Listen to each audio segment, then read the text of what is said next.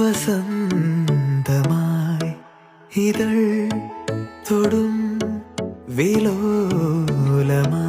മിഴിയാകെ കനവേകാൻ മനമാകെ കതിരാടാൻ കാണും നേരം മൗനം പോലും ഗാനമായി മാറുവാൻ ചാരേ തൂവൽ വീശും വെൺപ്രാവിൻ